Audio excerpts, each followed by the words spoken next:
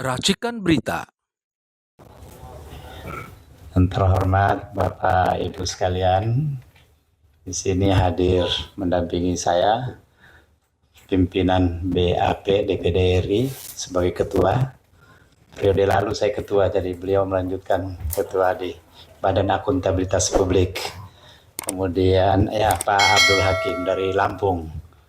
Kemudian Pak Henok dari Kalimantan Timur, wakil ketua BAP.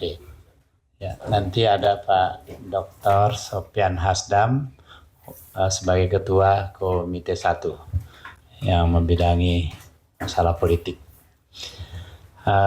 Ibu dan Bapak sekalian, ini saya menyampaikan permohonan maaf.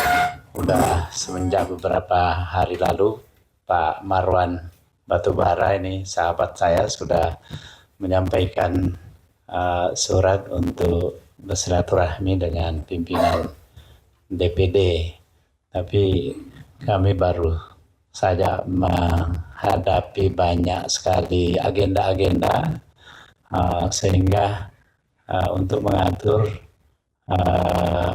menjadwalkan pertemuan tersebut ada kesulitan waktunya, karena mulai dari pelantikan sampai kemarin sore baru selesai Lemhanas.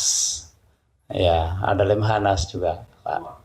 Semua ikut Lemhanas. 152 anggota Lemhanas di Hotel Shangri-La, berganti-ganti tempat sampai terakhir di Sentul. Ya, di Sentul Bogor kemarin. Jadi saya sampaikan ke Pak Marwan, ya, waktu yang paling memungkinkan Senin ini, karena hari ini juga hari penutupan masa sidang. Jadi ini sementara masih sidang paripurna, saya tinggalkan. Tadinya diperkirakan sidang paripurnanya sudah selesai sebelum jam 4, ternyata masih lanjut.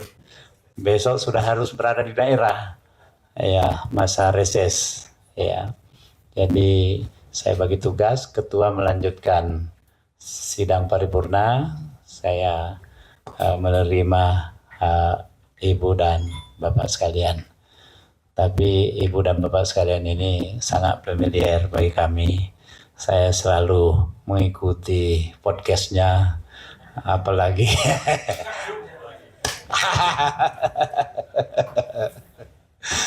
Ibu Tipa juga luar biasa terakhir, banyak sekali ya. Apalagi Pak Sedido, 3 kali sehari. Kalau tulisan ya dokter, alhamdulillah rajin kita jadikan narasumber di Dewan Perwakilan Daerah, termasuk juga tulisan-tulisan banyak dari teman-teman ini. Bahkan sempat kami terbitkan dalam satu buku, himpunan tulisan dari kawan-kawan yang lain juga. Baik, saya kira saya ingin persilakan kepada siapa dulu yang akan menjadi juru bicara dalam audiensi ini. Nanti bebas, kita bisa gunakan waktu seluas-luasnya. Malam nanti memang ada acara di Taman Mini, ada Sumpah Pemuda, ya betul. Mantan Menteri Pemuda pasti dia hafal. Iya, Pak Marwan barangkali saya silakan, atau Pak Depri, ya silakan. Apa dulu? Ya, terima kasih Pak Tamsil. Assalamualaikum warahmatullahi wabarakatuh. Selamat sore dan salam sejahtera untuk kita semua. Alhamdulillahirrahmanirrahim. Allahumma shalli ala Sayyidina Muhammad. Pertama-tama terima kasih banyak kepada Pak Tamsil yang akhirnya kita bisa diterima hari ini untuk menyampaikan aspirasi, terutama setelah sekian lama. Harapannya sih sebelum pelantikan presiden, Pak. Tapi oke, terlambat nggak apa-apa. Yang penting nanti aspirasi ini bisa disampaikan dan bisa menggelinding lebih kencang lagi dalam waktu beberapa minggu atau beberapa bulan ke depan, insya Allah. Nah, jadi kami menyebut kelompok atau perkumpulan dari berbagai elemen masyarakat, ada aktivis, akademisi, ketua-ketua ormas dan sebagainya dalam barisan rakyat untuk kedaulatan dan kemandirian bangsa, disingkat Barakemang. Nih, baru itu waktu itu ada serangan aparat atau preman ya ke Grand Kemang di Jakarta Selatan, Pak. Jadi kayaknya Bang Refli yang memberi nama ini terinspirasi dari serangan itu, Pak. Oke, jadi intinya sebetulnya kami menyampaikan paling utama itu terkait dengan masalah Fufu Fafa. Mungkin ada isu kedua soal yang terkait dengan presiden sebelumnya, tapi itu mungkin hal yang kedua lah. Yang pertama lebih kepada masalah Fufu Fafa, dan karena itu nanti yang diharapkan akan menyampaikan berbagai hal terkait dengan isu ini adalah pertama Bang Refli, kemudian nanti Mas Roy Suryo, Bu Tifa, dan setelah itu nanti saya kira akan banyak juga informasi atau aspirasi yang akan disampaikan oleh teman-teman lain yang kalau kami buat daftar, sebetulnya itu cukup banyak yang mendukung, lebih dari 70 orang. Lalu untuk hari ini kami usulkan sekitar 40 orang, tapi mungkin tidak datang semuanya. Tapi ada yang menggantikan. Tapi saya kira tidak akan bicara semua, Pak. Paling ya sekitar, paling banyak itu sekitar 10 orang. Nah, karena itu kami akan mempersilakan teman-teman. Pertama sekali saya kira dari Bang Refli. Kami silakan. Terima kasih Bang Marwan. Yang saya hormati sebenarnya Daeng, tapi kalau bilang puang saya itu puang juga saya. Karena puang itu makomnya lebih tinggi ya. Puang Tamzil Indro, kemudian Pak Hakim, Pak siapa tadi lupa saya.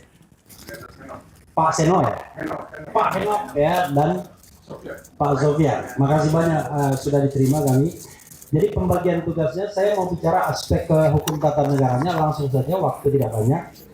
Jadi Puang Tamzil sebenarnya dan bapak-bapak, ini sangat relevan kalau seandainya kita diterima sebelum pelantikan. Kalau setelah pelantikan, sebenarnya fungsi DPD-nya agak berkurang. Karena kita tadi berpikir DPD bagian dari MPR, seluruh anggota DPD adalah anggota MPR, dan kita berharap bahwa wakil presiden terpilih, saya selalu ingat Fufu Fafa, wakil presiden terpilih Gibran Rakabuming Raka tidak dilantik dengan 3 alasan. 1, alasan yang sifatnya konstitusional, dia sudah melakukan perbuatan tercela dengan Fufu Fafanya itu. Tercelanya tidak hanya 5 atau 10 tahun yang lalu, tapi sampai hari ini, yaitu tidak mengakui, bahkan melakukan kebohongan publik. Ketika dibilang, Fufu Fafa siapa? Takon sendue katanya.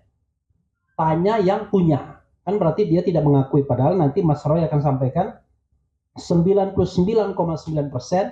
from akun itu milik wakil presiden terpilih. Karena itu dia sudah memenuhi kualifikasi melakukan perbuatan tercela. Nah, nanti Dr. Tifa akan bicara mengenai soal pasal dalam konstitusi. Awalnya pasal dalam undang-undang. Undang-undang nomor 7 2017 pasal 169, yaitu soal kemampuan jasmani dan rohani untuk memimpin, menjadi presiden dan atau wakil presiden. Nanti Dr. Tifa akan mengatakan soal yang terkait dengan kemungkinan ada mental illness atau penyakit-penyakit rohani yang bisa dikualifikasikan sebagai hal yang memenuhi syarat untuk di-impeach. Kita tidak bicara lagi tidak dilantik, karena udah lewat tuh barang. Tapi untuk di-impeach, walaupun kita paham betul, DPD tunggunya di akhir, bukan di depan. Tapi kan ada teman DPD kan, teman sebelah DPR kan, bisa senggol-senggol sedikit. Berikutnya adalah Dr. Tifa juga atau mungkin Mas Roy Suryo itu akan cerita selain akun Fufu Fafa itu firm milik Gibran Rakabuming Raka, akan menyatakan mungkin ada permasalahan dengan keterpenuhan ijazah. Kita tahu bahwa sekurang-kurangnya berijazah SMA, ya, tamat sekolah menengah atas. Tapi ada indikasi Fufu Fafa ini nggak jelas tamat atau enggak. Kemarin juga nggak jelas juga. Tapi kan pas bapaknya nggak jelas juga. Tapi kan pasukan bapaknya banyak ini. Di DPD pun banyak ya pasukan bapaknya, ya kan? Karena itu 5 tahun safe dia. Tapi kalau bisa dibuktikan bahwa ijazahnya pun palsu, maka kita harus tinjau segala fasilitas sebagai mantan presiden. Ini kan konsekuensi ketatanegaranya. Ini aja singkatnya. Kalau kita menggunakan pasal konstitusi, sekarang kita tidak lagi menggunakan pasal undang-undang nomor 7 2017, tapi pasal konstitusi, maka setidaknya dalam pandangan hukum tata negara saya, dan insya Allah teman-teman juga, bahwa Gibran Rakabuming Raka memenuhi kualifikasi untuk di-impeach karena persyaratan SMA, ijazah SMA, persyaratan kemampuan secara rohani, dan persyaratan karena sudah melakukan perbuatan tercela. Jadi 3 hal tersebut relevan untuk disampaikan. Itu yang bisa saya sampaikan karena harus berbagi. Dan terakhir saya mengeluh. Susah sekali masuk gedung DPD ini. Tidak seperti 5-10 tahun yang lalu. Makin lama gedung ini makin eksklusif, makin susah dijangkau, makin parah. Makanya kemudian DPR juga. Dan ternyata DPD tidak diakui di depan sama Satpam. Yang diakui kami pegawai DPR katanya, bukan pegawai DPD. Wabillahi taufiq wal hidayah. Wassalamualaikum warahmatullahi wabarakatuh. Nanti mungkin program kita ini kita nggak perlu pagar ini DPR ini. Kita buka supaya rakyat mudah masuk ke sini. Buka pintu baru ya. Gimana, Jenderal Narko? Setuju nggak? Rumah rakyat ya. Ya, siapa? Baik, Pak Surya, silakan. Terima kasih pimpinan DPD RI, Pak Tamsil Hidung yang saya hormati, dan Bapak-Bapak sekalian. Assalamualaikum warahmatullahi wabarakatuh. Teman-teman, Pak Marwan, Pak Refli, Dr. Tifa, dan semua sahabat-sahabat semua, izin saya nanti sedikit menggunakan alat bantu untuk supaya lebih memudahkan kita semuanya agar pemahaman kita sama, Ketua. Boleh dimulai, Mas? Ya. Jadi apa yang sekarang terjadi itu adalah sesuatu yang dulu timbul di dalam forum diskusi yang namanya Kaskus. Kaskus adalah kependekan dari Kasakusuk. Itu adalah forum resmi orang Indonesia, dibuat oleh mahasiswa-mahasiswa kita dulu yang berada di Amerika mulai semenjak tahun 1999. Salah satu tokohnya adalah Andy Darwis. Ya, dan kemudian Kaskus ini sangat terkenal, terutama untuk forum jual beli. Jadi ada FCB, nama FCB. Tapi di antara itu ada forum diskusi di Kaskus, Pak Tamsil, yang kemudian semenjak tahun 2014 ini menjadi ajang pertarungan antar kelompok yang saling menyerang antara waktu itu ada pro Jokowi dan pro Pak Prabowo, ya gitu. Jadi dua hal itu yang sangat muncul. Next, silakan, Mas. Ya, jadi salah satu akun selain Fufu Fafa adalah Gibran ini memiliki akun resmi di Kaskus namanya Cilipari. Sebagaimana kita tahu, Cilipari Catering adalah catering resmi milik dia. Dan yang kemarin dinamakan, kenapa kemudian kita perlu dan rakyat Indonesia sangat tergerak? Karena beberapa ungkapan-ungkapan dari Gibran ini atau dari Fufu Fafa ini itu adalah menunjukkan kata-kata yang sangat tidak pantas. Ayo kita mulai. Lanjut, next. Nah, jadi selain itu juga ini salah satu yang nanti saya gunakan untuk perbandingan adalah akun Instagram resmi dari Gibran Rakabuming Raka. Lanjut, next. Nah, mulai dari sini. Jadi mulai dari sini ini ada akun resmi juga di namanya Cilipari, dan dia sempat ini kelepasan gitu. Jadi dia nulis tanggal tua, enaknya ngedit foto terus nge-share berita hoax di Kaskus. Jadi sebenarnya dia udah ada niat ini untuk melakukan itu. Next, lanjut. Nah, kemudian di sini mulai. Jadi Kaskus itu sistemnya, kalau ada berita, maaf agak kecil tulisannya, dia bisa komentar di bawahnya. Jadi misalnya ada kena flu, Pak Prabowo Subianto batal kampanye, terus disebut di situ stroke ringan. Jadi si Fafa ini komentar stroke ringan. Lanjut, next. Nah, kemudian di sini juga, jadi udah dibela-belain jadi mualaf, ditinggalin istri dan lain sebagainya. Saya sampai tidak, iya. Nanti sampai malam nanti yang dibacain semua. Tapi ini salah satunya misalnya, udah dibelain jadi mualaf, ditinggalin istri, putra, kemudian homo, ya, kemudian maaf ini kasar sekali, biji tinggal satu, ya, kemudian dan lain sebagainya. Ini salah satu saja contoh cuitan atau tulisan dari Fufu Fafa. Ada tanggalnya, ada jamnya, semua sudah saya tulis. Lanjut, next. Nah, kemudian sampai dia juga kata-katanya kasar sekali. Lu tuh asuh gitu. Dia nulis begitu. Ini asli dari Fufu Fafa, ditulis tanggal 12 Agustus 2015. Lanjut, next. Nah, kemudian dia juga nulis tentang festival homo. Jadi ada berita Pak Prabowo galang donasi, dia tidak ingin tersandera politik balas budi, tapi dia komentar festival homo. Homo itu untuk menyerang, maaf ini pimpinan dan semua audiens, menyerang putranya Mas Didit. Terus lanjut, next. Nah, dia juga menyerang Habibur Rahman, orang Gerindra juga diserang. Ini orang wajahnya jelek banget ya, gitu. Lanjut, next. Nah, kemudian Prabowo sebut 99% rakyat RI hidup pas-pasan, tampang lu pas-pasan, gitu. Jadi dia nyerang Pak Prabowo. Lanjut, next. Nah, kemudian ini juga istri cerai, anak homo, terus hidup mau untuk siapa, gitu ya.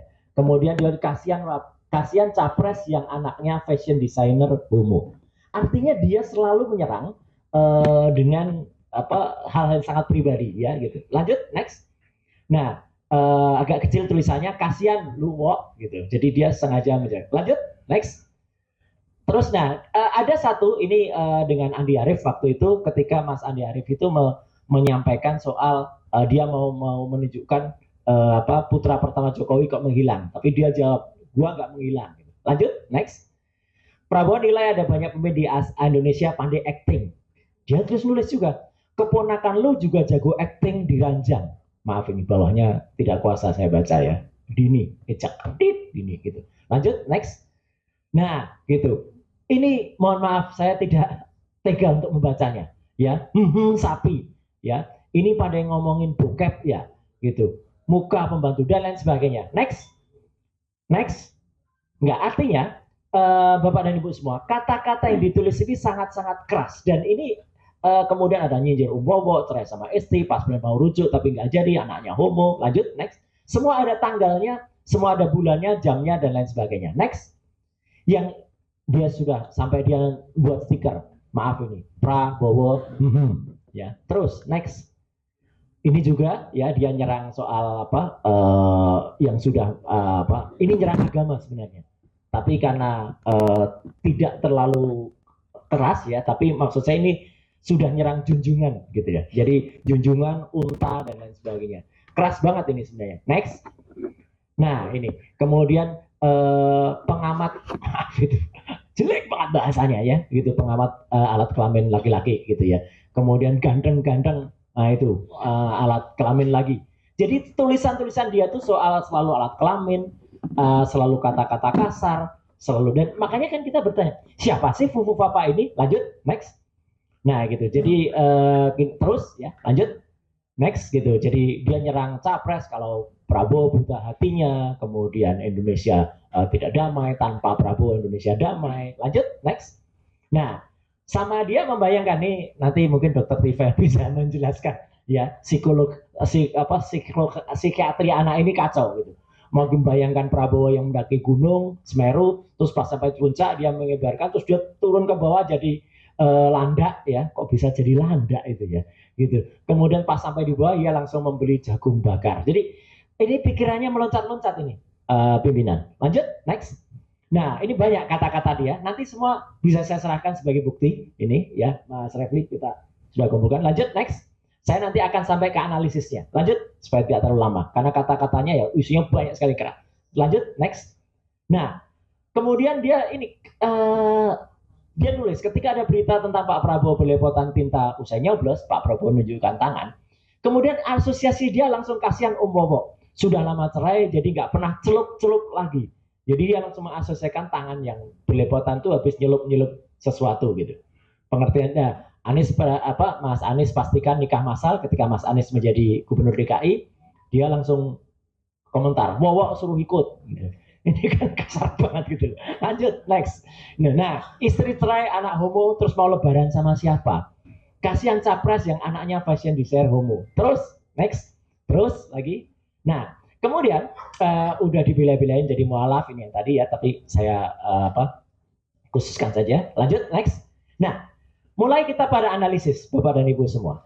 Jadi, pembicaraan tentang Fufu Fafa, ini menurut Brown Emprit, salah satu analis yang cukup terkenal dan sering dipakai, itu adalah telah mengambil pembicaraan dari ruang publik yang cukup keras. Jadi ini tidak bisa dibiarkan. Masyarakat sudah melihat isu Fufu Fafa ini sangat-sangat ramai di permukaan kita. Lanjut, next. Dan nah ini mulai saya gabungkan. Jadi artinya Bapak dan Ibu, kita punya beberapa yang saya gunakan sebagai petunjuk. Satu adalah nama Cilipari. Cilipari Catering itu adalah akun resmi yang diakui oleh Gibran Rakabuming sebagai usahanya. Kedua, dia punya akun namanya RK Genarli. RK Genarli itu adalah akun dia di sosial media yang ternyata terhubung melalui Cilipari.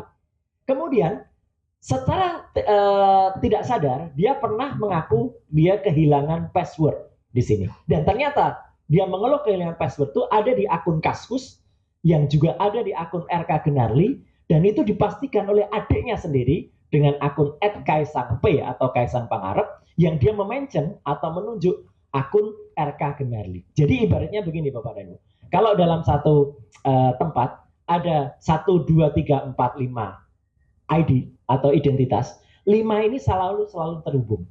Jadi ini yang membuktikan kalau saya mulai menunjuk kalau akun ini ada hubungannya atau setidaknya akun ini saling berhubungan, mendekati identik bahwa mereka adalah akun yang sama. Lanjut, next. Nah, di sini makin jelas lagi.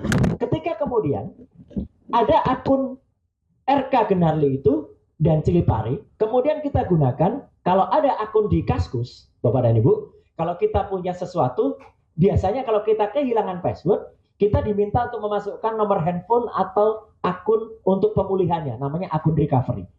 Akun recovery-nya ternyata Cilipari.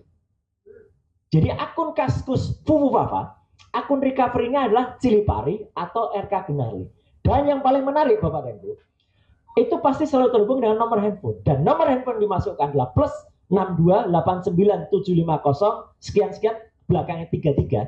Setelah kita cek menggunakan software namanya Get Contact atau dia namanya Call Application atau Truecaller, muncullah nama Gibran Rakabuming Raka. Jadi itu sudah jelas yang bersangkutan, tapi karena saya dinasihati oleh Mas Refli, kalau 100% nanti kena delik gitu Mas. Jadi 99,9% pimpinan. Saya menyebut itu adalah Gibran Rakabuming Raka. Dan dia sempat mengelak. Lanjut, next. Nah, sebelum mengelak, ini sebenarnya saya buka saja. Ya ini kami juga. Ada Anonymous, ada teman-teman itu, kemudian kita semua bergerak bersama-sama, kita ungkap data lengkapnya akun Fufu Fafa itu siapa. Lanjut, next. Nah, lanjut aja, itu terlalu panjang. Next. Nah, yang menarik ketika dia menolak kalau itu bahasa dia, Bapak dan Ibu, di akun resmi dia Cilipari Catering, jadi ini bukan Fufu Fafa loh, Cilipari Catering, dia pun nulis dengan bahasa seperti di Fufu Fafa. Kemeripik Pak, jadi dia mengiklankan keripiknya milik adiknya, bukan tem, itu adalah alat wanita. Dia lupa kalau dia nulisnya itu di Cilipari. Harusnya dia nulis ini biasanya di Fufu Fafa gitu loh. Tapi dia lupa. Ya namanya orang kan kadang-kadang lupa nulisnya lagi di mana. Bahasanya, ini bahasanya Fufu Fafa. Nah dari bahasa yang ini, itu sudah identik orangnya. Lanjut, next. Nah kemudian kita bisa cek dari data-data yang LHKPN dia, itu kita cek juga, benarkah nomor handphone itu adalah nomor handphone dia. Muncul di sini, lanjut, next, lanjut lagi. Nah, yang paling menarik, lanjut, Di sini Bapak dan Ibu, lanjut lagi. Data lengkap akun Fufafa sudah kita spill, dan yang menarik lagi, dia sempat mengelak bahwa itu bukan handphone dia, tapi ternyata next. Nah, di sini dia juga muncul di akun yang lain, ini lebih keras lagi, namanya di Form Spring. Jadi beda dengan Kaskus, dia ada juga di Form Spring. Bahasanya juga kasar juga, bahasanya juga seputar alat kelamin, penistaan terhadap orang dan wanita. Lanjut, next. Nah, ini adalah data diri dari kalau nomor handphone itu dimasukkan, maka ini adalah muncul Gibran Raka Buming Raka. Yang menarik juga di situ, next, di atas itu ada Syahrini, ya. Tapi bukan Syahrini artis itu. Jadi ini mohon maaf, ini supaya teman-teman tahu saja, ya. Orang ini anak ini memiliki obsesi tertentu adalah Syahrini. Dan menurut informasi yang harus dibuktikan lagi, dia memang terobsesi ingin melakukan booking terhadap Syahrini. Dan sempat anak buahnya itu melakukan pencarian orang yang mirip-mirip Syahrini atau Syahrini Cafe. Dan sama brokernya, atau maaf ini, gigolonya atau ibunya, apa itu ibu ya bukan, ibunya itu apa maknya itu namanya? Ya, germonya. Itu di mucikari disimpanlah nama Fufafa ini sebagai CS-nya, jadi customer-nya Syahrini. Jadi sudah kelakuannya sudah luar biasa. Lanjut, next. Jadi nama dia pun terekam. Inilah data digital Bapak dan Ibu. Dan data-data ini dengan hormat saya bisa pertanggungjawabkan 100%. Ya, tidak akan bohong, tidak akan tertipu. Lanjut, next.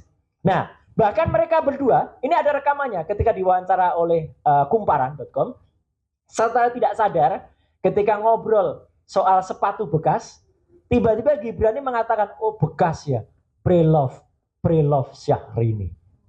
Jadi dia tuh sudah, ini nanti Dokter Tifa yang bisa jelasin, otaknya tuh sudah dipenuhi dengan kecenderungan untuk tertarik pada sosok tertentu. Lanjut, next. Lanjut, ini videonya terlalu panjang. Nah ini, jadi artinya, inilah yang tadi saya sampaikan, RK GBR itu Raka Gibran. Jadi ini membuktikan kalau akun-akun ini memang benar, Raka Gibran itu jelas, gak ikut kampanye Papa Tercinta gitu ya. Nah artinya kan baik ayahnya Jokowi. Lanjut, next. Kemudian ini identifikasi di Kaskus, lanjut, next saja, terlalu kecil. Nah ini yang sangat penting Bapak dan Ibu. Sempat dia mencoba memanipulasi, dan kalau kemarin Prof. Jimli mengatakan, udahlah kejahatannya sudah 10 tahun yang lalu, gitu Pak Tamsil. Tidak, kejahatan dia, ada kejahatan yang baru. Betul, kejahatan kata-kata yang tidak sopan itu 10 tahun yang lalu, atau bahkan 5 tahun.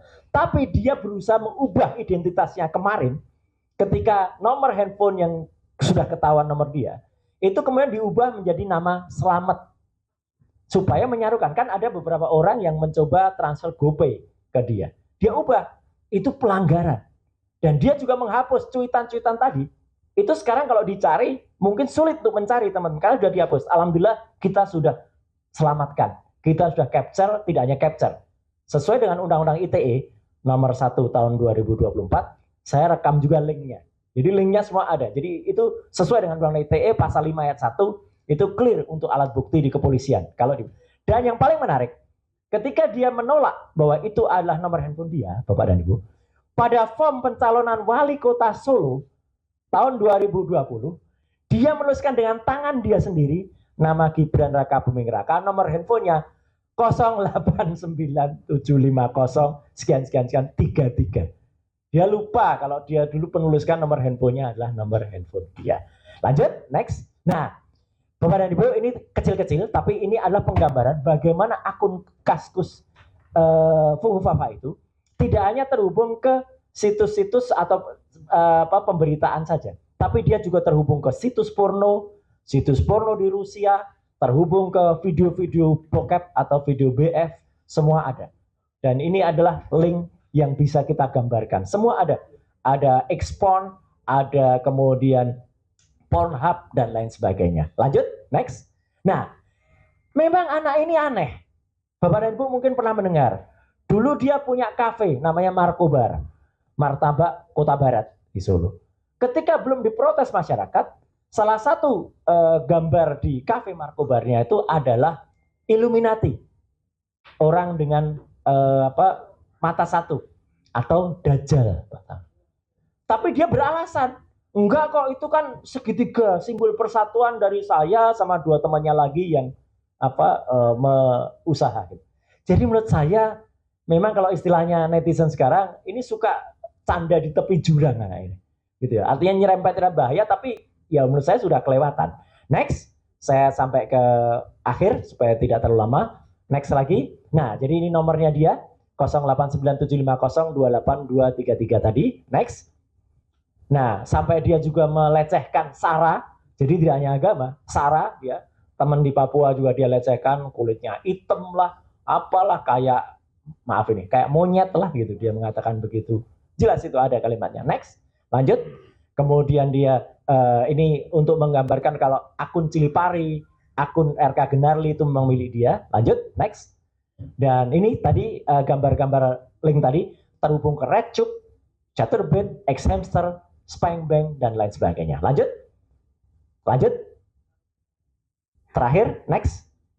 Ya, jadi situs Indonesia yang porno pun ada semprot.com pun dia juga masuk ke sana. Next. Dan ini gambaran dari, ini analisis dari drone emprit menunjukkan perbincangan tentang Fufufafa. Lanjut, next. Dan ini data dia sesuai dengan data yang ada di TPS-nya juga. Lanjut, next. Ini dia sempat mengubah tanggal register, tapi dijawab oleh CEO Kaskus, mustahil, jadi sudah dilindungi juga supaya tidak diubah-ubah. Next. Next. Dan warganet saling transfer. Next. Itu tadi yang ada. Next. Dan yang terakhir, oke.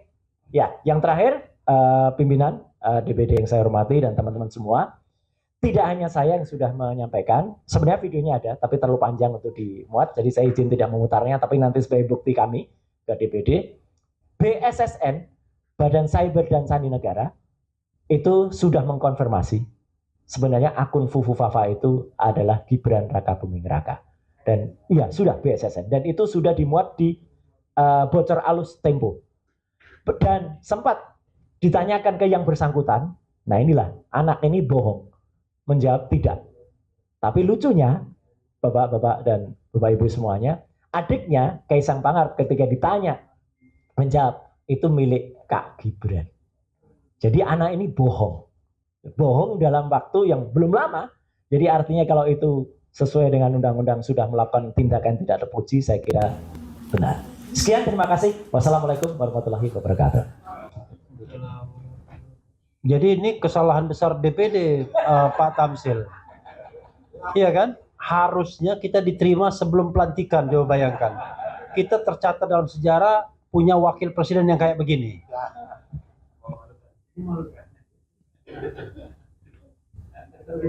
Ayo lanjut, siapa Dokter Tifa? Silakan.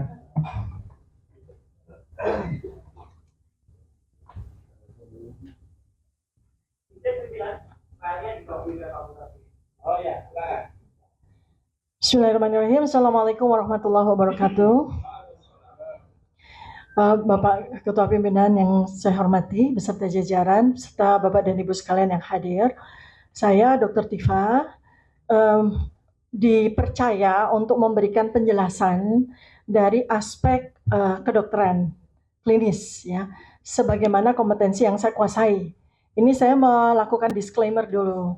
Saya adalah dokter lulusan Fakultas Kedokteran Universitas Gadjah Mada, dan untuk kompetensi yang terkait dengan Fufufafa ini, behavioral neuroscience, adalah kompetensi saya yang saya peroleh dari program doktor yang saya tempuh di Universitas Indonesia.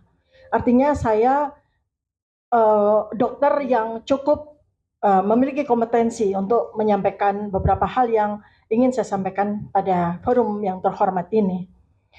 Saya di sini tidak dalam kapasitas untuk menyatakan apakah pemilik akun Fufufafa ini adalah Gibran Raka Buming Raka yang sekarang menjadi wakil presiden terpilih.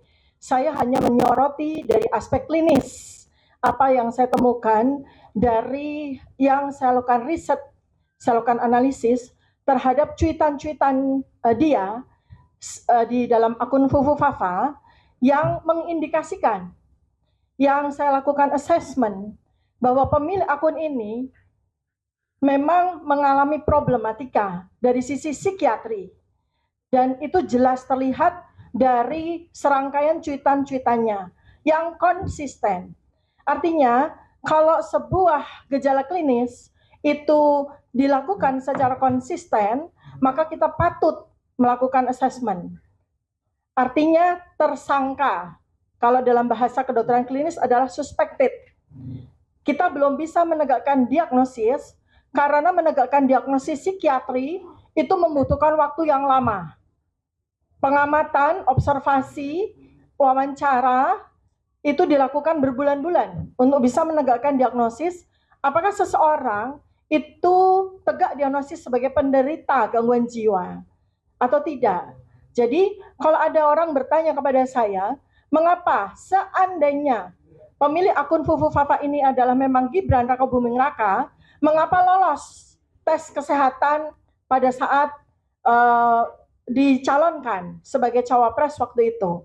Maka jawaban saya di sini adalah tidak mungkin sebuah diagnosis tegak atas gangguan jiwa dilakukan pada saat waktu yang amat sangat singkat ketika yang bersangkutan itu menjalani pemeriksaan kesehatan di rumah sakit yang ditunjuk.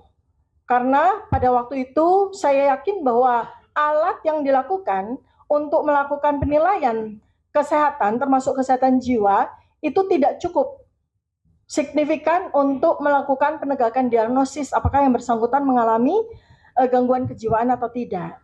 Nah, karena itu maka saya di sini sampaikan beberapa indikasi saja ya, artinya beberapa indikator dari cuitan-cuitan Fufu Fafa ini yang saya yakin bahwa teman-teman sejawat psikiatri seandainya mereka diberikan kesempatan untuk melakukan assessment, observasi, dan ini sangat mungkin dilakukan. Tidak perlu harus kita bertemu dengan yang bersangkutan dan wawancara, tapi kita melakukan sebuah analisis terhadap tulisan-tulisan seseorang, itu kita bisa membuat sebuah indikator-indikator bahwa yang bersangkutan ini kita bisa teruskan, kita bisa jalankan untuk melakukan pemeriksaan kejiwaan secara lebih lanjut. Saya berikan contoh 2 saja untuk pengetahuan kepada bapak-bapak dan kepada kita semua. Ada 2 yang jelas ini menunjukkan adalah sebuah gangguan jiwa tipe ya, schizophrenia, tipe schizophrenia ya. Jadi ada satu yang dia cuitkan, yang dia tuliskan, dan ini menarik karena ada waktu-waktu tertentu ya, ketika seseorang itu mengalami gangguan hormonal yang berkaitan dengan psikiatri. Jadi dia menulis tanggal 21 Juni 2014 pukul 23.51. Penderita gangguan jiwa itu susah tidur dan dia mengalami sebuah peningkatan ekskalasi hormonal pada saat justru tengah malam. Jadi aktif-aktifnya itu tengah malam gitu, ya. Nah, dia menulis di sini. Saya lagi membayangkan Prabowo mendaki Semeru. Ya, ini saya buat sebuah analisisnya ya untuk contoh. Jadi terus pas nyampe di puncak dia mengibarkan bendera merah putih. Nah, ini saja sudah menunjukkan inkoherensi, flight of idea yang sangat khas pada penderita schizophrenia. Kemudian dia berteriak, titik kembalilah ke pelukanku, itu flight of idea lagi.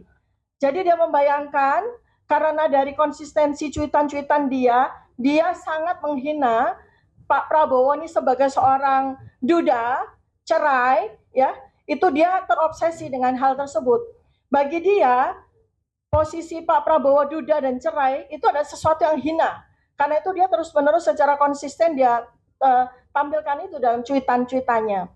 Padahal itu adalah sebuah penderitaan, adalah sebuah misery gitu ya. Bagi orang yang normal, kalau kita melihat ada sebuah kasus perceraian, kemudian seseorang yang tidak memiliki pasangan, itu sesuatu misery, menderita. Tapi bagi Fufu Fafa, yang memang terindikasi abnormalitas kejiwaannya, itu dianggap itu sebagai sesuatu yang lucu, layak untuk dihina dan sebagainya. Dan terus habis itu dia menggelinding ke bawah seperti seekor landak.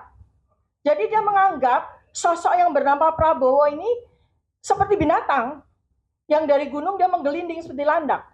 Pas sampai di bawah, dia langsung membeli jagung bakar. Flight of idea lagi. Ketika dia sedang membayangkan gunung, dia membayangkan Prabowo menggelinding dengan lucu, lalu kemudian dia langsung flight of idea, ingat bahwa di puncak itu ada orang jualan jagung bakar. Jadi dari Semeru dia ke puncak, seperti itu ya. Nah ini banyak sekali simptom-simptom skizofrenia itu muncul. Satu lagi yang saya temukan, ini menarik sekali. Dari cuitan dia yang dia lakukan 19 Juni 2014 pukul 22.21. Pada saat kita mau berangkat tidur dia malah aktif ya. Nah dia menuliskannya begini.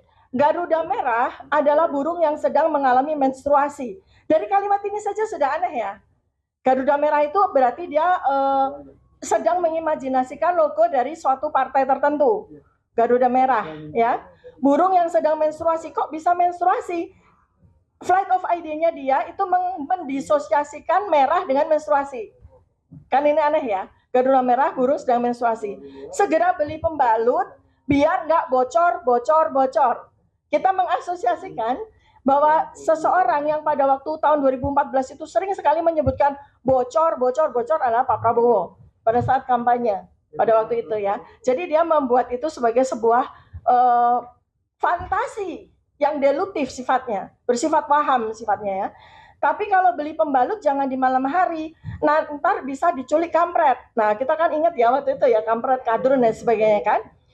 Terus yang lucu, oh nasibku, saya tidak tahu apa itu TPID. Tiba-tiba dia ke TPID, coba tanya atasan saya, ya kan?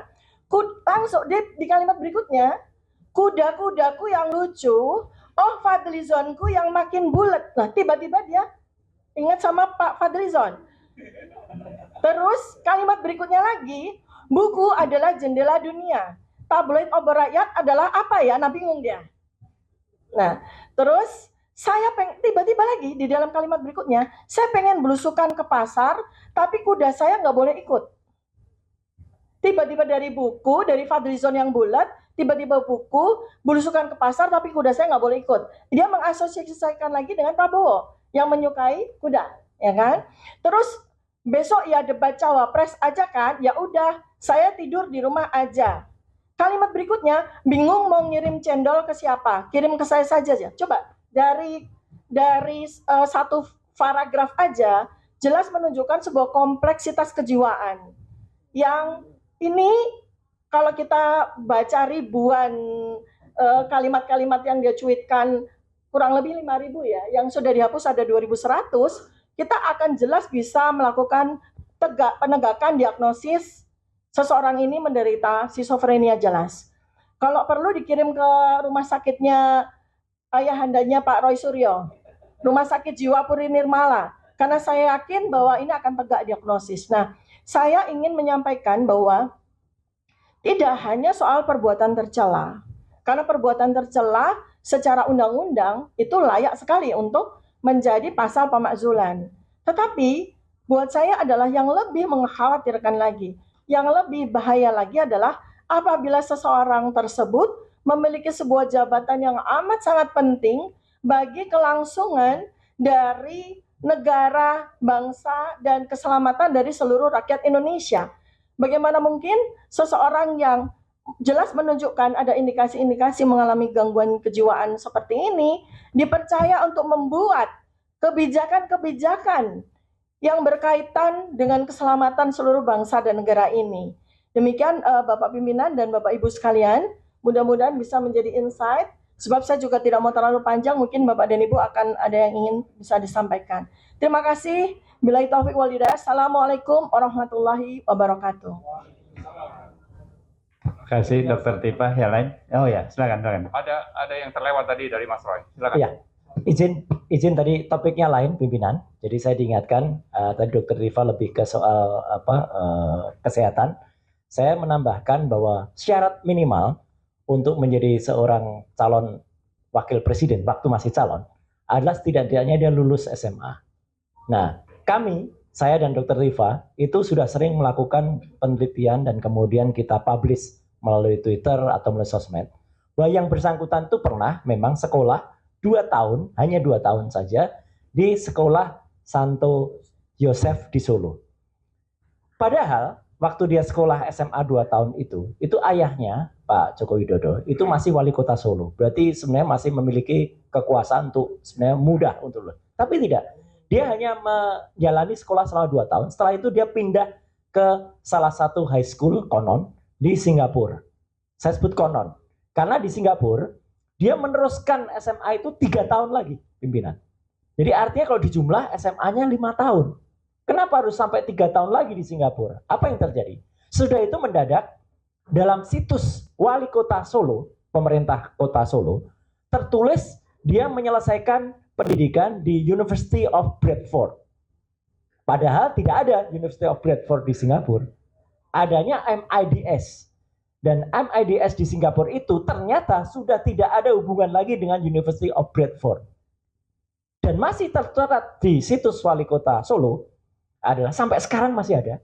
Dia tercatat kemudian melanjutkan studi ke UTS, University Technology of Sydney di Australia. Hanya setahun. Aneh. S2-nya setahun. Ternyata setahun itu setelah dicek, itu hanya melakukan pendidikan matrikulasi. Tidak masuk universitinya.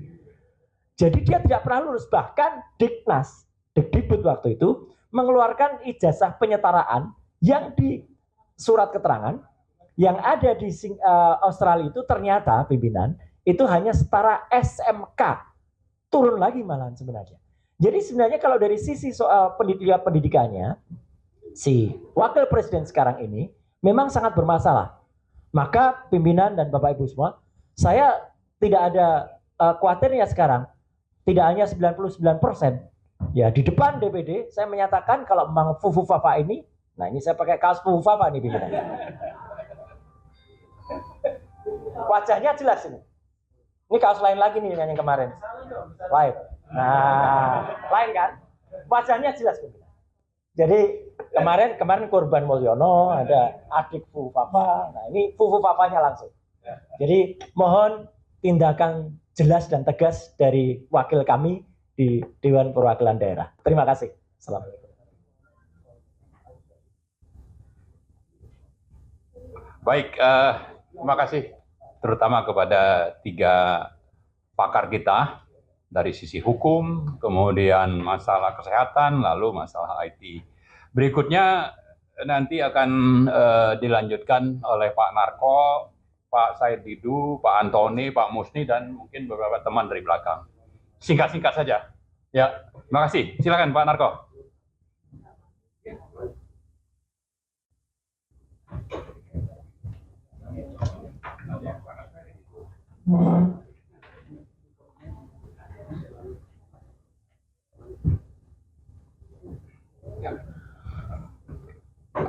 Assalamualaikum warahmatullahi wabarakatuh.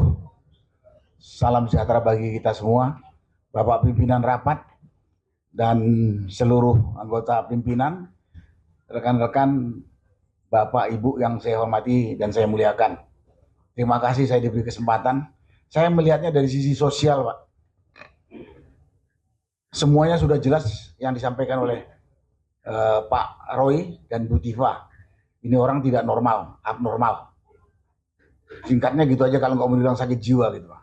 Dan saya melihatnya tampilannya dan kebiasaannya, Pak. Seorang wali kota di kantornya mainan anak-anak dikumpulkan. Terus pada saat debat kelihatan sekali kelakuannya kayak anak kecil. Kemudian setiap ada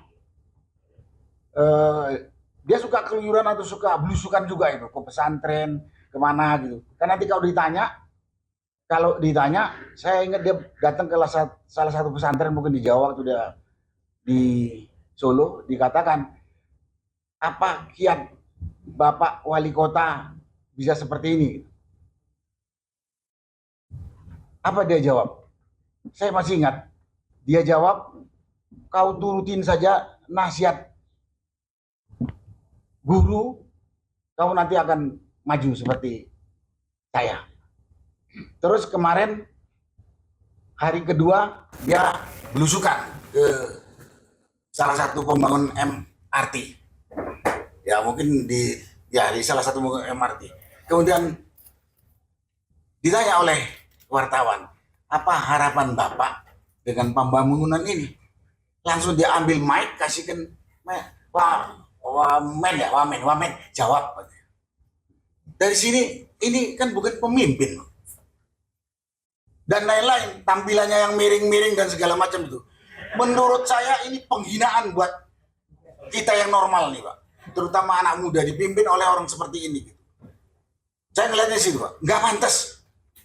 Malu kami dipimpin orang-orang yang tidak jelas, yang datanya tadi disampaikan oleh Pak Roy Suryo dengan Budi Pak. Nggak ikhlas saya dipimpin sama orang seperti ini. Di samping bisa saja Pak Presiden, Pak Prabowo itu berhalangan. Tetap bisa muncul gilanya diapakan Republik Indonesia ini. Karena itu panjang lagi. Kalau saya katakan sangat panjang. Karena itu pada kesempatan di forum ini kepada bapak-bapak dari DPD kami sampaikan bahwa dengan data yang telah begitu lengkap, saya mewakili rakyat dan banyak yang bersuara kepada saya. Banyak teman-teman di Malaysia kok bisa dapat teman saya yang di Malaysia ini. Kok bisa sih wakil presiden Indonesia seperti itu? Saya mengkhawatirkan tadi presiden berhalangan, dia pimpin. Waduh, diarahkan kemana ini Republik Indonesia Pak? Dan saya juga dan teman-teman banyak yang waras pasti tidak terima dipimpin orang nggak waras itu Pak. Karena itu kami menyarankan apa yang disampaikan. Saya lihat dari sisi sosial dan pandangan semua rakyat. Berharap sesuai dengan hukum, konstitusi, aturan yang ada harus dimakzulkan. Terima kasih. Wassalamualaikum warahmatullahi wabarakatuh.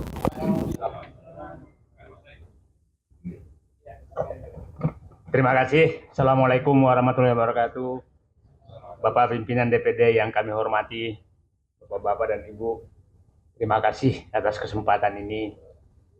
Tadi masuk agak kesel, tapi pas di dalam ruangan saya happy.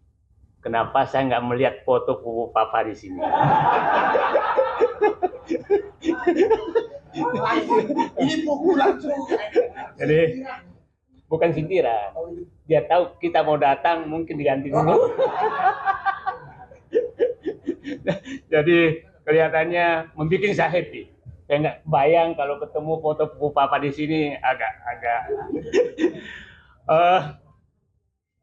Saya hanya ingin menyatakan kita 10 tahun dipimpin oleh presiden yang diawali dengan kebohongan SMK dan kehancuran yang dibikin sangat dahsyat.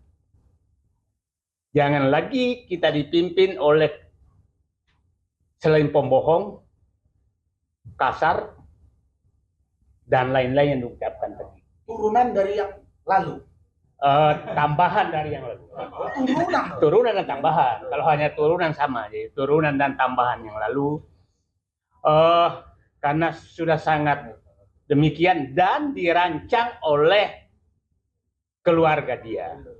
Dan kita semua hanya diam pasrah menerima ini. Saya tidak terbayang 280 juta orang dipimpin oleh manusia yang karakternya sudah dijelaskan sangat ini tadi. Pertanyaan saya di depan anggota Dewan yang terhormat,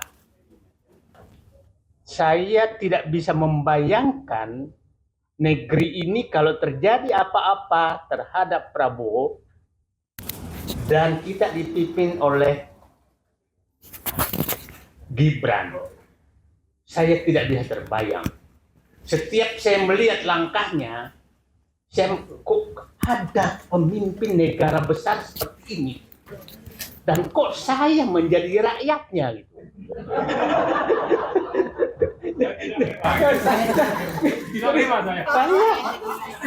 Apakah saya memang sejauh sekali lebih rendah dari dia? Gitu loh.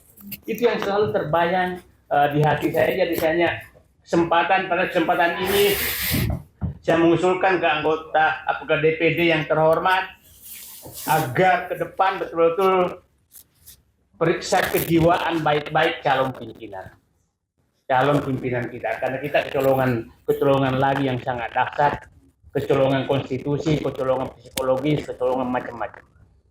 Nah, apa yang terjadi kalau ini berlanjut, bapaknya saja yang pembohong dan janji palsu tidak bermimpi ketemu Syahrini gitu kan. Mungkin apalagi anaknya membuat banyak sekali kesulitan rakyat lewat PSN penggusuran skala nasional. Ini terjadi seluruh Indonesia. Saya takutnya kalau anaknya ini menjadi pemimpin, maka negara ini dijual. Itu saja. Terima kasih. Assalamualaikum warahmatullahi wabarakatuh.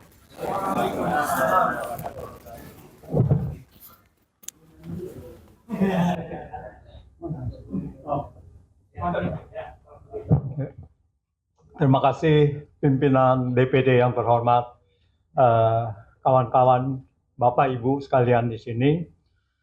Sebetulnya semuanya sudah tercakup apa yang disampaikan oleh kawan-kawan ini, oleh Roy Suryo dan Dr. Tifa. Tapi saya ingin menambahkan sedikit saja bahwa semuanya sudah dapat diungkapkan dengan jelas permasalahan bangsa dan negara kita saat ini. Jadi hukum, etika, dan moral di Indonesia selama 10 tahun terakhir ini adalah terpuruk. Sangat terpuruk, pelanggaran hukum ini didiamkan. Jokowi melanggar hukum sangat banyak sekali, tetapi itu didiamkan.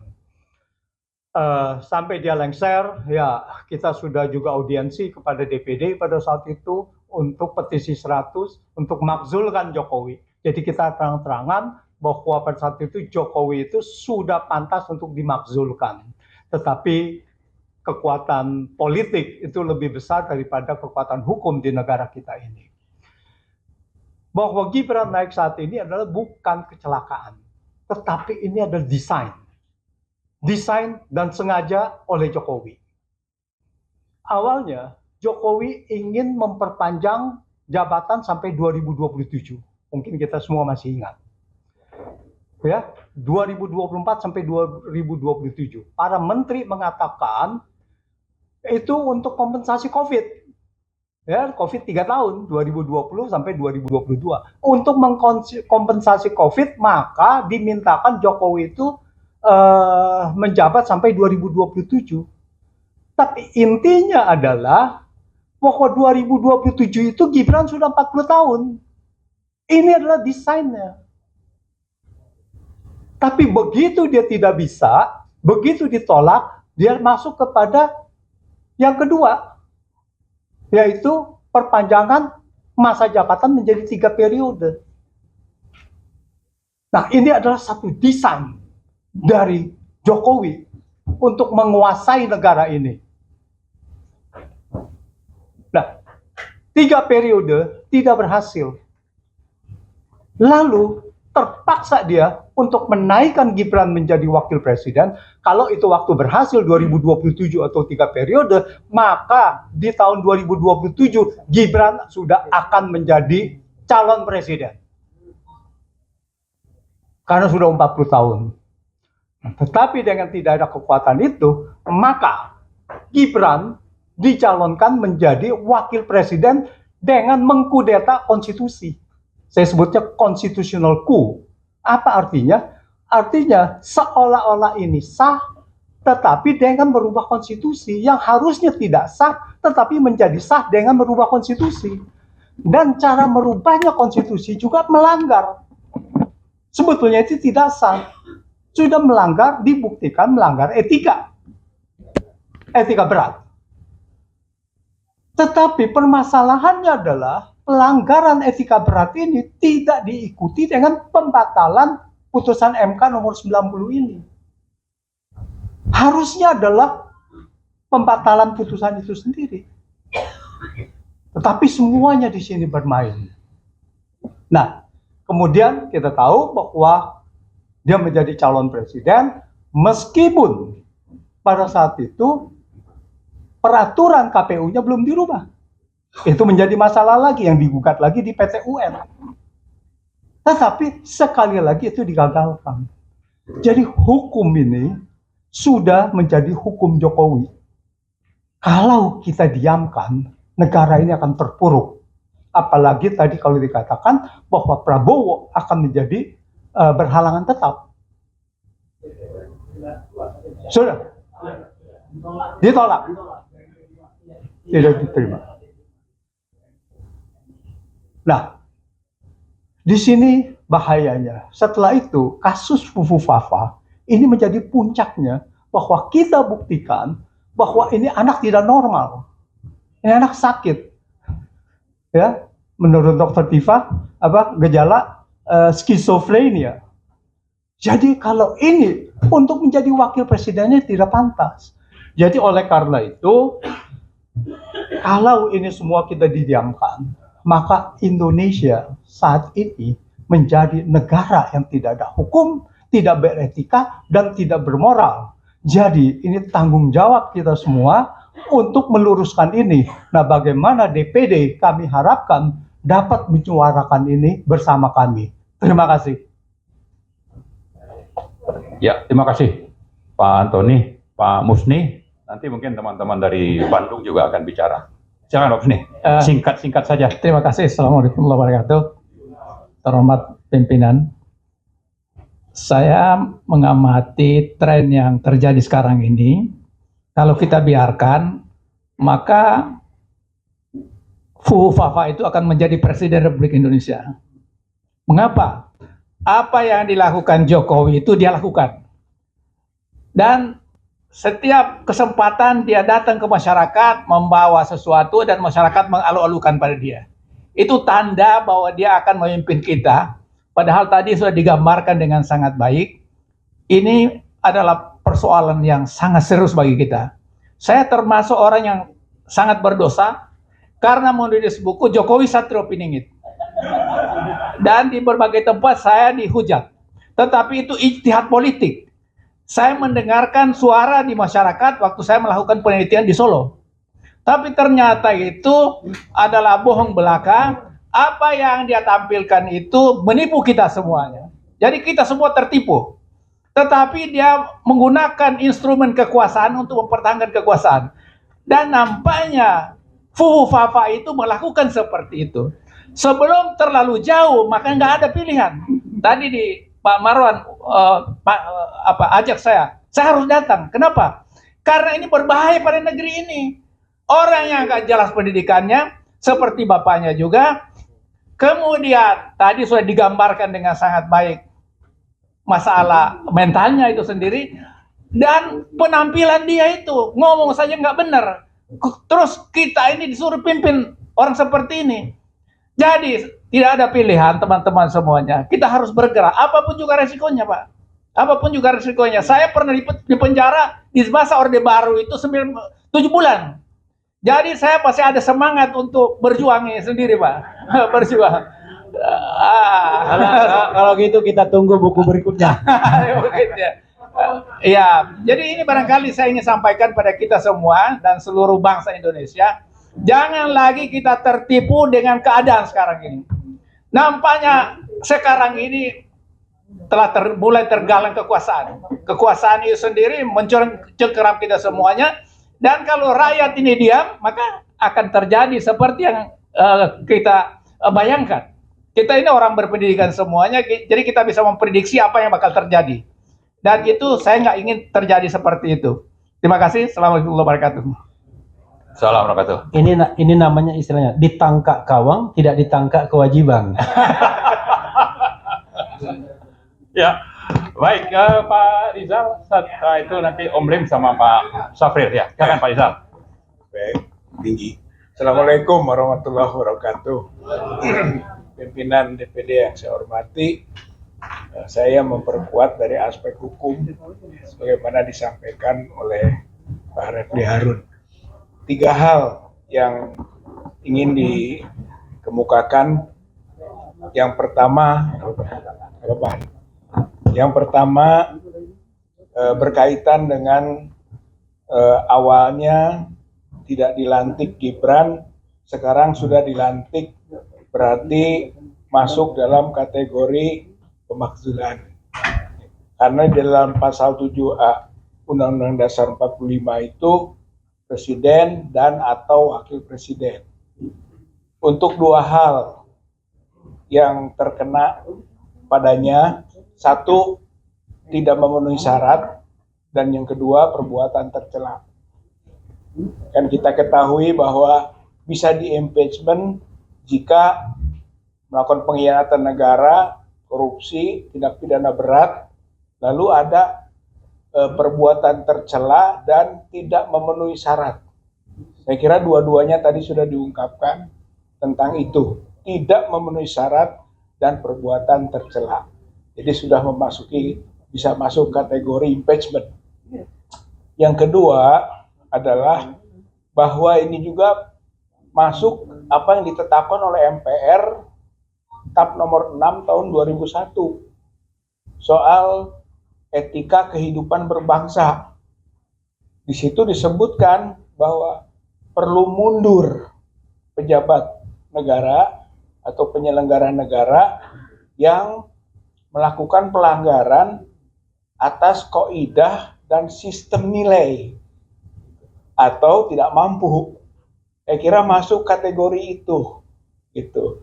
Nah, bagusnya mundur secara sukarela. Tapi jika tidak, ada klausula lain dimundurkan. Dan itu masuk dalam pasal 3 TAP MPR tahun 2001 tentang kewajiban lembaga tinggi negara untuk menjalankan ketetapan MPR 6 2001. Dan MPR sekarang ini tidak menjadi lembaga tertinggi negara, tapi lembaga tinggi negara masuk dalam kategori itu. Sedangkan untuk bisa memakzulkannya, itu tidak perlu dalam status lembaga tertinggi negara. Karena memang sudah diatur dalam Undang-Undang Dasar 1945 pasal 7A. Jadi maksudnya adalah konteks ini MPR dalamnya ada DPD punya kewajiban untuk menjalankan ketetapan MPR 6 tahun 2001. Berarti harus melakukan proses menuju ke impeachment gitu dari presiden atau wakil presiden. Yang ketiga, dengan dilantiknya Gibran sebagai wakil presiden, maka itu jadi bukti hukum telah terjadi pelanggaran atau pemenuhan delik nepotisme. Sebagaimana diatur dalam Undang-Undang 28 tahun 1999 tentang KKN. Pasal 22 gitu, bahwa nepotisme adalah delik. Ancaman hukumannya maksimum 12 tahun. Berarti pelakunya bisa ditangkap dan ditahan di atas 5 tahun. Maka dengan dilantiknya Gibran, terbukti nepotisme dari keluarga Jokowi.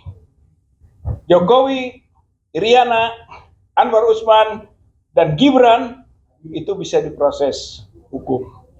Gitu. Itu petisi 100 sudah laporkan ke Barreskrim. Hanya tahun kemarin karena presidennya masih Jokowi, jadi berat.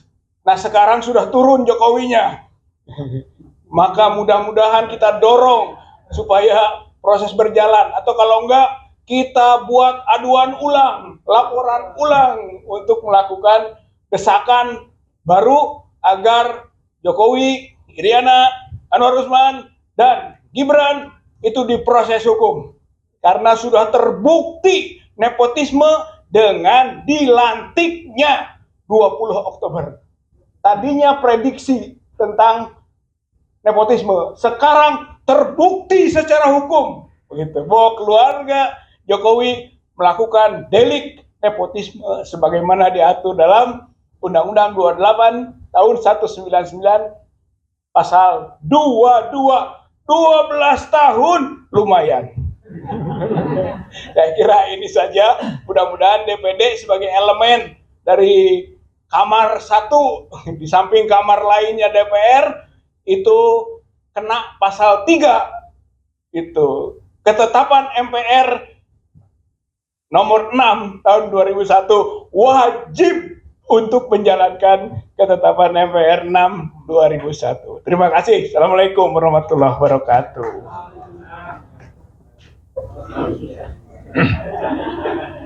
Assalamualaikum warahmatullahi wabarakatuh. Kami sebenarnya termasuk bagian rakyat yang tidak merasa pernah tertipu. Memang dari awal kita tahu tingkah lakunya sejak di Solo menjadi wali kota yang bernama Dr. Andes, kemudian menjadi insinyur, dan kita semua membiarkan mengikuti gaya dari Pak Taufik Baharudin, mencurigai bahwa ini dari awal ini memang PKI. Tetapi kita mengatakan pada Pak Taufik Baharudin, kita tidak bisa, sulit untuk menjerat dari sisi itu, karena yang bisa kita jerat secara hukum adalah pelanggaran-pelanggarannya. Yang jadi masalah adalah dia terus berlanjut kejahatannya, kemudian berubah telah menjadi seorang monster yang sangat bisa menyihir kerabat-kerabat elit di negeri kita, partai dan lain sebagainya, menjadi seolah mendukung dan memperkuat dia. Jadi dosa Jokowi itu sama dengan para pendukung-pendukungnya itu yang tetap mempertahankan sampai 10 tahun terakhir. Yang penting sekarang ini adalah dia sudah berhasil menjadikan anaknya setelah berulang-ulang ingin memperpanjang jabatannya menjadi wakil presiden, dan tidak sekedar itu.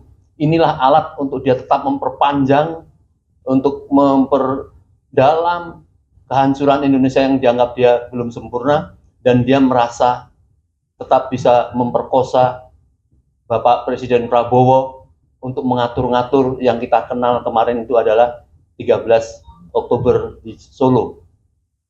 Sudah beredar apa yang ditodongkan kepada Prabowo sehingga berubah apa yang telah dibicarakan di tengah-tengah rakyat tentang susunan kabinet, dan menjadi hampir sebagian besar adalah orang-orang yang tetap dikendalikan dia, dan bahkan seorang menteri yang ditolak oleh rakyat yang dinamakan Menteri ASU, atasi segala urusan, sekarang juga memegang cengkram dan bahkan membawahi 15 menteri. Dan ini jelas rakyat melihat bahwa masih dalam cengkramannya. Lebih-lebih dikatakan bahwa sudah didaulat nanti awal November, sudah dibawa Prabowo harus menghadap ke China ya, dengan beberapa agenda, tentunya salah satunya melanjutkan IKN dan sebagainya. Kalau itu terjadi, oleh karenanya saya berharap Bapak kita di DPR, DPD berhentilah sejenak untuk mengkoreksi dan menanggapi ini. Tadi sudah disampaikan sebenarnya bukan ini awal baru, tetapi dari sejak terakhir kita ingin menyampaikan itu kepada wakil rakyat, tetapi memang nampaknya ada penghalangan, termasuk indikasi dihentikan proses PT-UN oleh PDI, kemudian banyak hal-hal yang lain yang kemudian mereka hentikan. Oleh karenanya kita seru semua rakyat Indonesia untuk mengevaluasi ini sebelum terjadi bencana yang lebih dalam dan kita tidak mampu merubahnya. Dan prediksi Prabowo entah ada kaitannya apa tidak, dulu mengatakan Indonesia 2030 akan bubar. Dan saya kira menurut saya sekarang ini pada dasarnya sudah tidak mempunyai kedaulatan rakyat. Dan saya yakin ya, bahwa ada momentumnya nanti ini, para rakyat dan para guru besar yang sekarang sedang berdiam diri nanti akan berbicara bersama-sama, pasti akan mempermasalahkan persoalan bangsa kita ini. Saya kira itu. Assalamualaikum warahmatullahi wabarakatuh. Assalamualaikum warahmatullahi wabarakatuh.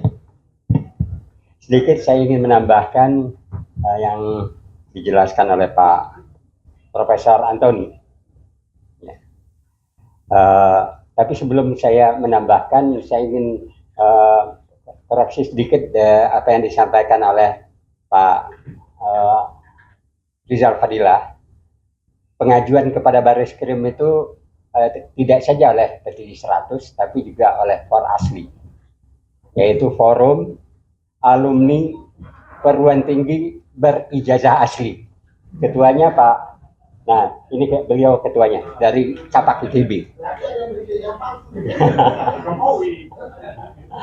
Jadi tadi Pak Profesor Antoni menyampaikan ada desain yang sudah lama yang dilakukan oleh Jokowi. Tapi dalam hal ini kita juga harus tahu, ya, Jokowi itu di belakangnya siapa. Nah ini bukan berupa analisis, tapi ini berupa fakta. Kejadiannya pada tahun 2014, 4 bulan setelah Jokowi disahkan jadi presiden.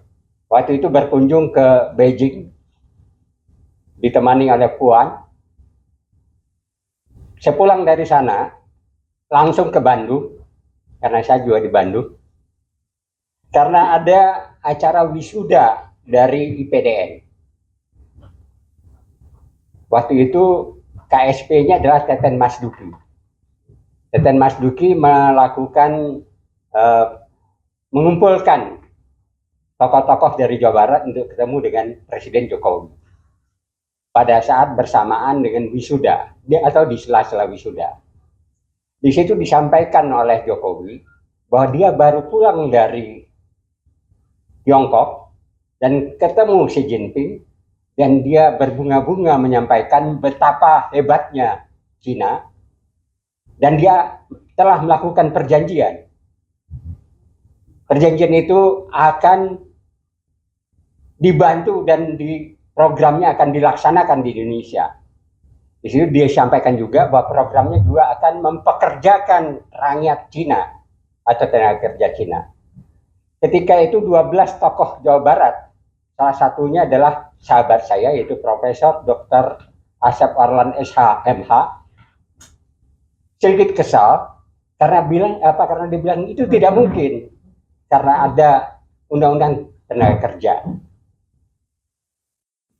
Tidak gampang mempekerjakan tenaga asing dari Cina. Jokowi waktu itu senyum-senyum. Dan lalu juga salah satu dari tokoh Jawa Barat, yaitu Acil Bimbo, juga sedikit marah. Menyatakan bahwa itu dasarnya penjajahan. Jokowi cuma senyum-senyum, Puan pucat pasi. Tapi apa yang terjadi setelah itu, Jokowi melanggar semua undang-undang dan memasukkan tenaga kerja sampai dengan supir truk ataupun satpam. Hampir di semua PLTA yang dibangun oleh Cina ataupun perusahaan-perusahaan tambang.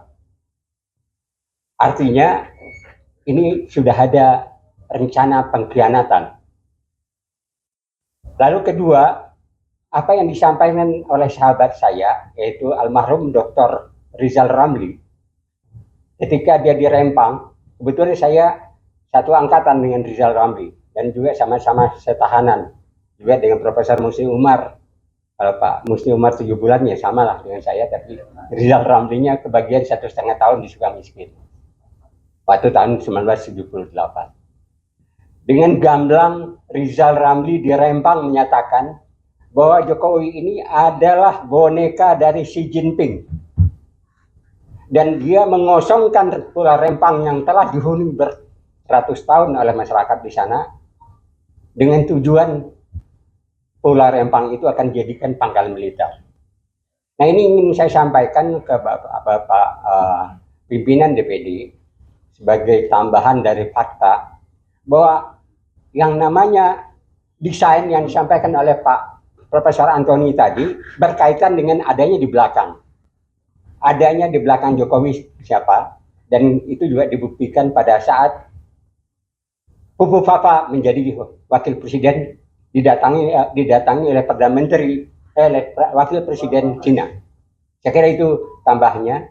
Mudah-mudahan ini jadi masukan dengan siapa kita berhadapan dan apa kekuatan yang harus kita lakukan untuk menghadapi bahaya daripada republik ini. Kalau kita biarkan, benar-benar republik ini akan hancur. Terima kasih. Assalamualaikum warahmatullahi wabarakatuh. Terima kasih Pak Syafril. Pak Tamsil, mohon maaf sedikit lagi ya. Ada beberapa hal yang akan disampaikan oleh Dr. Tifa, dan setelah itu saya berharap teman-teman yang lain bisa memahami situasi. Jadi mungkin sampai situ saja.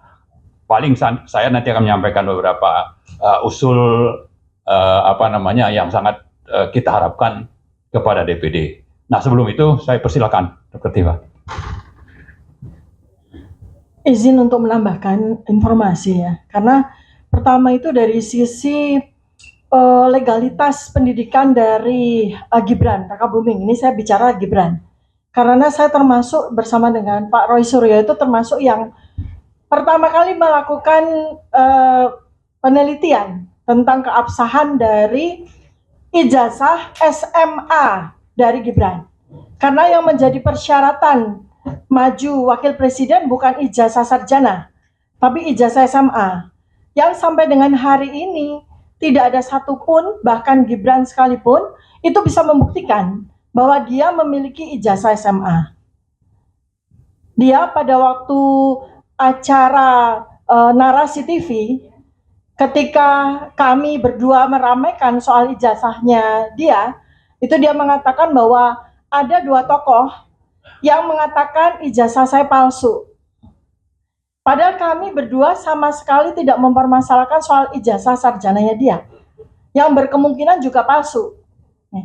Dia di situ menyatakan, memberikan bukti bahwa ini loh, dengan foto saya wisuda di MDIS Singapura, tapi di situ tertulis bahwa dia memiliki ijazah sarjana dari University of Bradford, kan gitu. Sedangkan yang kami permasalahkan sebetulnya adalah ijazah SMA-nya, yang sampai dengan hari ini pun hanya tampil sebagai suket atau surat keterangan, yang mana itu saya juga bisa buktikan karena saya sendiri langsung ke Australia. Kebetulan bukan untuk sekedar membuktikan tentang sekolah matrikulasinya, tapi kebetulan saya sedang nengok anak saya yang sedang kuliah di sana. Dan anak saya pun juga menjalani sebuah pre-university yang kurang lebih sama. Jadi saya pun tahu bahwa pre-university yang diikuti oleh Gibran, In Search, itu sudah tidak ada lagi. Sudah tutup. Kursus tersebut, semacam bimbingan tes itu sudah tutup di sana, tidak ada lagi, dan itulah yang kemudian disetarakan sebagai surat keterangan setara dengan SMK. Nah, padahal pada undang-undang, ya Pak Refli, undang-undangnya jelas menyatakan bahwa calon itu harus memiliki ijazah tamat SMA, yang mana tidak bisa diwakili oleh surat keterangan. Apalagi surat keterangan itu disetarakan oleh sebuah lembaga yang sekarang pun sudah tidak ada lagi, bukan SMA sama sekali. Dan kemudian terkait dengan kesehatannya, saya meragukan apabila katakanlah dibentuk tim investigasi lokal dan sebagainya gitu. Kalau memang kita mau melakukan sebuah investigasi, dan ini wajib untuk kita lakukan, karena ini adalah bahaya bagi negara ini, maka saya mengusulkan kepada pimpinan DPD untuk kita bersama-sama bergerak untuk melakukan riset terhadap perilaku dari Fufu Fafa ini secara retrospektif. Artinya kita bisa melakukan riset retrospektif, menelaah dari sejak tahun 2014, kemudian kita juga bisa melakukan kohort prospektif, kurang lebih 6 bulan, kita bisa melihat secara observasional kohort dari perilaku-perilaku yang dia lakukan selama 6 bulan ke depan. Saya yakin kalau itu dilakukan akan tegak diagnosis sebagai skizofrenia plus obsesif kompulsif. Karena kalau dari penelitian dilakukan oleh Pak Roy Suryo, dia sangat terobsesi dengan benda-benda intim, baik dari laki-laki maupun perempuan, dan sosok-sosok yang menjadi objek obsesifnya. Termasuk di sini adalah Pak Prabowo sendiri, kemudian juga Syahrini.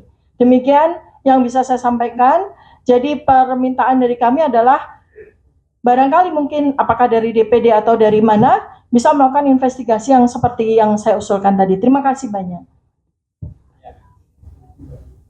Ya, terima kasih Dr. Tifa. Jadi kesimpulannya, udah nanti aja. Nanti aja. Nanti aja. Sudah hampir mati. Iya. Nanti. Nanti bisa disampaikan langsung. Ya. Ya, jadi intinya sebetulnya kami berharap DPD bisa menjadi pionir sekaligus penyambung aspirasi rakyat di seluruh Indonesia. Karena kita paham bahwa jumlah pemilih anggota DPD itu lebih banyak dari jumlah pemilih anggota DPR. Jadi sangat mewakili, sangat representatif. Karena itu usul tadi, yaitu usul DPD sebagai pionir untuk dilakukannya proses pemakzulan Gibran sesuai dengan pasal 7A dan prosesnya yang mungkin nanti 7B yang kita sama-sama paham, dan delik untuk itu saya kira secara legal konstitusional itu lengkap. Kemudian dari sisi undang-undang tentang KKN itu tadi yang disebut Pak Rizal, atau juga dari sisi yang lebih awal yaitu persyaratan. Jadi sudah sangat lebih dari cukup lah kalau kita bicara delik untuk pemakzulan itu. Nah, mungkin sedikit tambahan bahwa saya kira Cina memang sangat berperan, tapi politik sandra yang dilakukan oleh Joko Widodo sehingga agenda ini bisa berjalan lancar itu adalah bagaimana partai-partai itu disandra kasus-kasusnya sehingga agenda itu bisa jalan. Nah, saat ini saya kira kita mengingatkan partai-partai itu, terutama Golkar ya, yang ketuanya itu cium tangan Gibran. Ini orang abnormal dicium tangan oleh siapa? Bahlil begitu. Ini sangat tidak normal nih juga. Justru karena itu salah satu yang kita tuntut adalah Golkar. Kemudian ada lagi PAN. Ya, ini partai-partai yang tersandra. Mungkin ada Demokrat, ada Nasdem, dan mungkin terakhir itu PKS. Yang tadinya itu sangat mengecam, tapi belakangan itu cium tangan ini. Ada sekjennya. Saya kira bermasalah ini PKS ini ya. Nah, tapi saya kira seperti Pak Musni sebutkan, ada kesempatan untuk bertobat. Ya, karena itu kita berharap partai-partai ini bertobat, dan nanti setelah mendapat usul dari DPD, mereka juga mengambil inisiatif sesuai dengan pasal 7B agar proses pemakzulan itu akhirnya bisa terlaksana dan kita tidak dipermalukan secara internasional punya presiden yang abnormal. Saya kira itu saja. Terima kasih. Assalamualaikum warahmatullahi wabarakatuh. Waalaikumsalam warahmatullahi wabarakatuh. Terima kasih Bapak dan Ibu sekalian. Jadi ini sangat representatif, diwakili pembicara 10 orang. Yang disampaikan tadi tidak lebih dari 10, betul, pas 10. Ada pakar hukum ya yang sangat familiar, kita sering menjadi narasumber di sini. Jadi kalau DPD nanti salah bersikap, ya sumbangsinya dari pakar hukum ini juga. Oh, udah 3 tahun, udah. Ada pakar kesehatan. Kita mulai undang lagi. Pakar kesehatan, pakar IT, sosial, kemudian etika, moral, banyak sekali saya kira tadi dari semuanya. Dan yang mendampingi saya tadi minta izin keluar dulu karena bagi tugas, masih ada lagi yang lain juga dia harus terima. Nanti saya akan menyusul. Ada di samping kanan saya ini dokter juga ini, dokter dan dokter Sofian Asdam. Saya kira udah kenal dengan dokter Tifa. Beliau tadinya mau jadi dokter kandungan tapi ibu melarang. Kemudian beralih ke penyakit kulit dan kelamin tapi dilarang juga. Akhirnya penyakit saraf, dokter saraf. Jadi neurolog juga ini, neurolog. Jadi sama dokter Tifa neurolog. Ya, kemudian ini pakar hukum juga ini yang Pak Julianus Henok ya. Jadi mungkin nanti dia akan merespon beberapa, tapi pada intinya tentu ini kita akan terima semuanya dan kami akan bawa ke dalam rapat baik di pimpinan maupun di anggota-anggota nanti. Mudah-mudahan apa yang menjadi harapan bapak-bapak semua kita bisa tindak lanjuti. Tadi ada yang bertanya, Pak Sapril, tentang IKN itu presiden terpilih ketika menerima kami, dia menyampaikan ini sebuah legasi yang besar, tetapi saya realistis, kita tidak punya anggaran, jadi berat untuk melanjutkan. Dia bilang paling untuk setiap tahun kita bisa alokasikan 15 triliun dan itu pun dalam periode pertama dia hanya 3 tahun, tahun kedua, ketiga, keempat.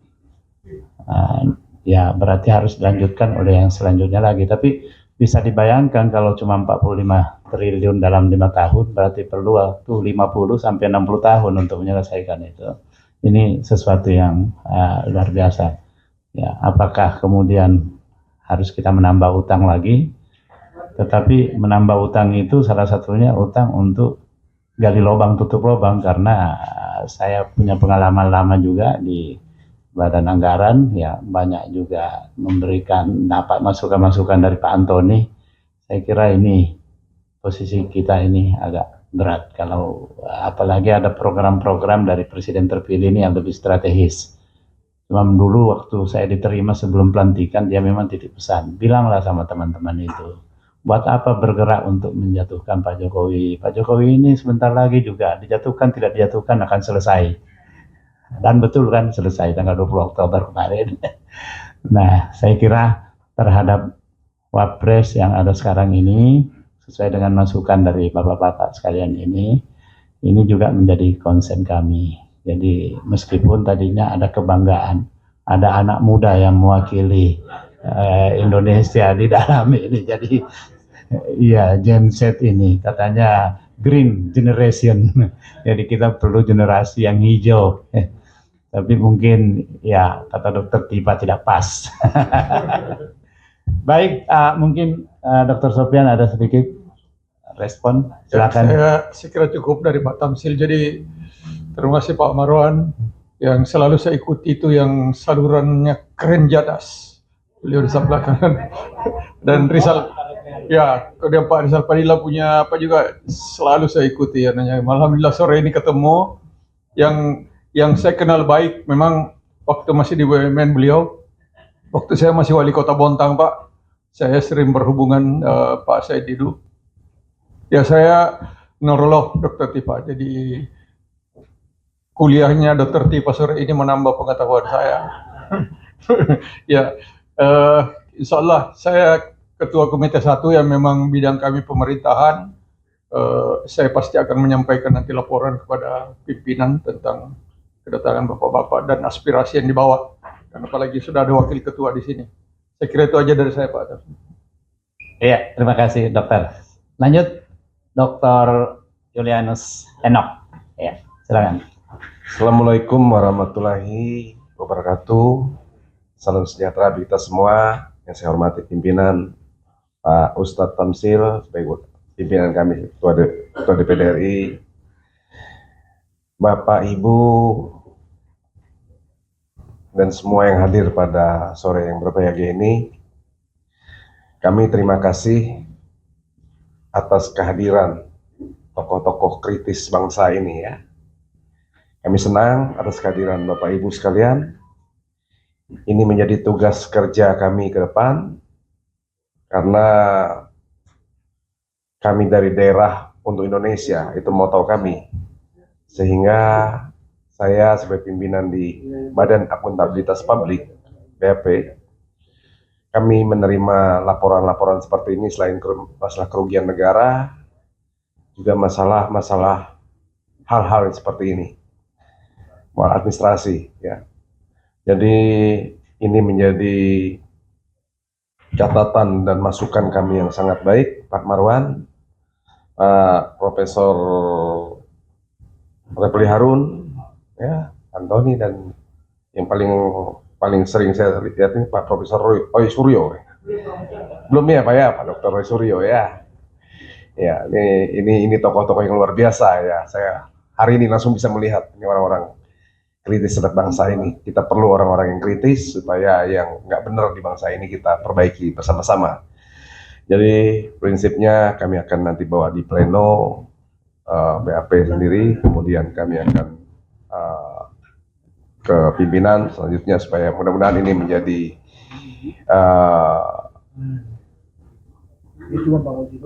hal yang urgent untuk kami bahas nanti.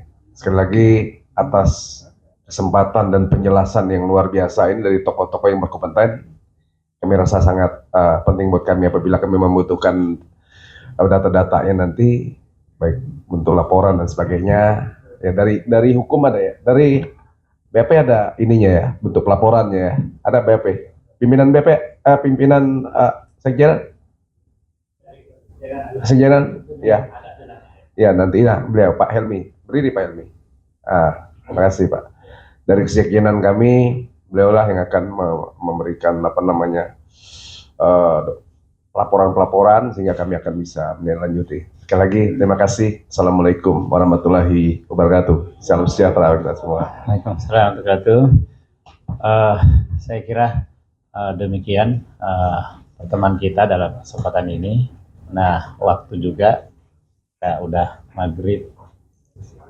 Tapi masukan-masukan dari bapak-bapak sekalian ini, sekali lagi kami tentu akan bahas di dalam forum yang lebih representatif di internal DPD, dan saya tahu bahwa Bapak Ibu ini adalah narasumber yang selama ini sering kami hadirkan di dalam kegiatan-kegiatan FGD, Executive Brief, ya. Dan saya kira dalam kesempatan yang akan datang kita akan terus mendapatkan masukan-masukan dari Ibu dan Bapak sekalian. Apa yang kita bicarakan pada hari ini tentu kita berharap bahwa ini adalah untuk kebaikan kita bersama untuk bangsa ini ke depan. Karena itu terima kasih pada Ibu dan Bapak sekalian. Prof. Musni, terima kasih. Pak Mahrul Suryo, terima kasih. Dr. Tipa, Pak Refli Harun, keren cadas. Pak Marwan Batubara, Pak Sunarko, Pak Saidiri, Pak Antoni, ya Pak Rizal Padilla, Pak Salim, ya Pak Sapril, dan semuanya. Ya, kami aturkan terima kasih semua. Ya, insya Allah dalam kesempatan lain kalau ada kesulitan untuk datang ke sini, saya diundang, saya yang datang ke tempat Bapak, Ibu sekalian. Nah, ya, izin pimpinan. Siap. Izin pimpinan. Iya. Ada satu souvenir yang ingin kami persembahkan. Oh, tapi iya, untuk lebih menyemangati, biasanya kita ada pertemuan itu ada nyanyinya. Oh gitu. Ya, nyanyinya begini. Rasa cemas, hidup berat, dunia gelap, fufu fafa, maksulkan saja.